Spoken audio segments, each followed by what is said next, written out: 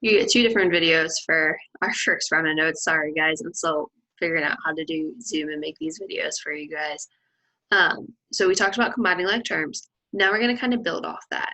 Because if you think back to our I can statement, it was combining like terms and distributing. So we need to talk about distributing, and then we'll get into some online practice. We're just continuing straight down with where your notes are. So just because I'm on a new blank piece of paper does not mean you need to be, okay? So our next example, so I think we were on 6, so now I'm going to start with 7. So this is going down in your notebook. Example 7 is going to look a little different. We've got 7 times the quantity, 2x plus 5. Go ahead, write that down for me. Now, think back, okay, I'm just giving you a quick refresher. If we've got a number outside parentheses, we're going to distribute that to everything inside. I always draw my lines to show that multiplication to make sure that I hit both numbers. So to simplify here, 7 times 2x gets me to 14x, and 7 times positive 5 gets me to a positive 35. Now, take a look at these two terms. We've got 14x and 35. Are those like terms? Can I put those together? No, because this one has a variable and one of them does not. One of them is just a constant. So this is our final answer. We are done. Let's take a look at another one. So the next one, example number 8 for our notes today. I have negative 5 times 4x minus 3. Write that down for me, please. And that number outside the parentheses, we want to go through, we want to multiply it. So I've got negative 5 times 4x is negative 20x. And negative 5 times, is this a positive 3 or a negative 3? Guys, use that subtraction sign as a negative. Okay, so negative 5 times negative 3 is a positive 15. This has a variable. This term does not. This is my final answer. We are done. Let's bump it up. So let's do some distributive property and combine like terms. Think a few more examples together, and then I'm going to have you guys practice. Example 9. Go ahead and write this down for me. So this one's going to be 3 times the quantity 2x minus 3 plus 8y. We've got a number outside parentheses. Let's take care of that first. So let's distribute. 3 times 2x is going to get me to 6x. 3 times negative 3, use that subtraction sign, is going to get me to negative 9.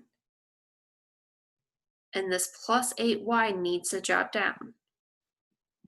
Take a look. Is there anything that we can put together there?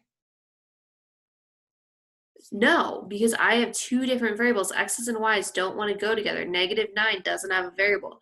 This is my final answer. We're going to leave it like that. Okay, let's do one more example together. So example 10, I've got 5x, so write this down for me please in your notebook, plus 3 times the quantity 6x minus 7. I'll give you a second to write that down. Now look at this problem. What is the number right outside the parentheses? Because that's what we need to distribute. Not the 5x. That 3 is what is right next to the parentheses. So this is what's going to get distributed. Okay, always use that number right outside the parentheses. So 5x is going to drop down. Positive 3 times 6x is a positive 18x. Positive 3 times negative 7 is negative 21. Take a look at our terms. Do we have any like terms that we can go and put together to make this look nicer?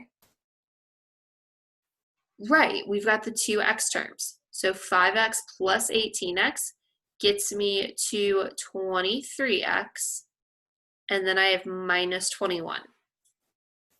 So I think here is what I'm going to do. I am going to put 2 examples up that I want you guys to try.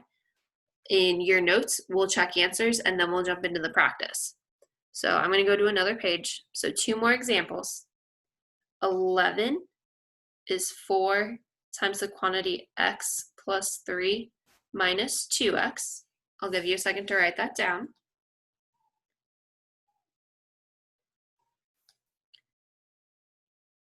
And then 12, negative 7 times 2x plus 4y, close the parentheses, minus 5y plus 3x.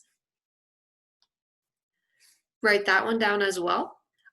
Pause this video, try to answer both of those questions for me, and then play the video again. We'll see how we did. Good luck. I know you guys have this. Now you guys had a chance to work on the 2 examples. Let's see how we did. So 11, I distribute, put my x-like terms together. We should be ending up with 2x plus 12. Number 12, my distributive property with that negative 7 outside. Make sure you're not forgetting to put down your x's and y's. I have my x's, I can put those together, get negative 11x. Negative 28 minus 5 would get me to negative 33y for my second answer. You've seen a couple of examples with distributive property. I had you guys try some and then check in with me via the notes to see how we went. So now what I want you guys to do is you're going to go to the home Schoology page. So I'll give you a second to get there.